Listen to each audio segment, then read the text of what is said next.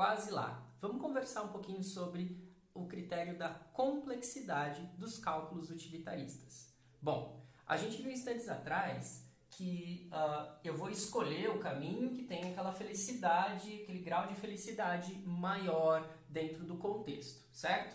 Só que lembra, era dentro do contexto. Poxa, e aí quando eu falo de contexto, gente, fica bem complicado.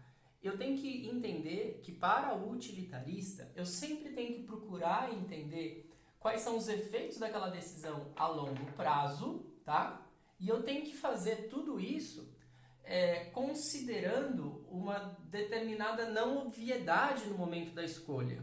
Até que ponto eu vou ter todas as possíveis consequências avaliadas no momento de fazer esse cálculo, né?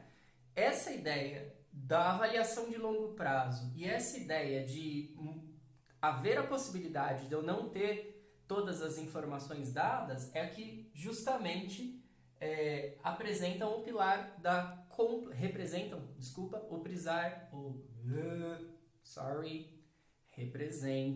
o pilar da complexidade. Tudo bem?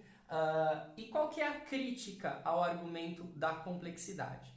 É justamente ele em si, né? A própria complexidade desse pilar já é a crítica a ele em si, tá? Exemplo, lá na página 15, depois vocês leem com calma. Está falando de um delegado que, após alguns assassinatos na cidade dele, decide acusar uma pessoa que era ali, ninguém vivia meio solitário, acusa ele do assassinato porque ele tem um comportamento que poderia ser suspeito, apesar dele não ter nenhuma evidência que de fato aquela pessoa cometeu os crimes que estavam acontecendo antes.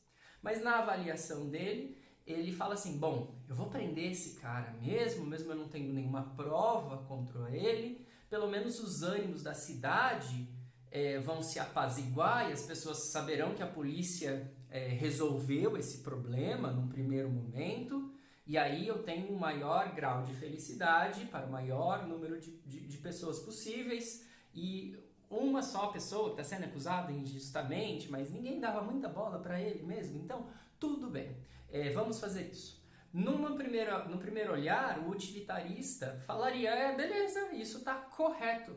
Mas o próprio utilitarismo vai dizer assim, e se eu pensar no longo prazo, será que esse delegado não está contribuindo para a percepção de que a justiça é pessoal? E será que ele não está criando um mal muito maior ao longo do tempo?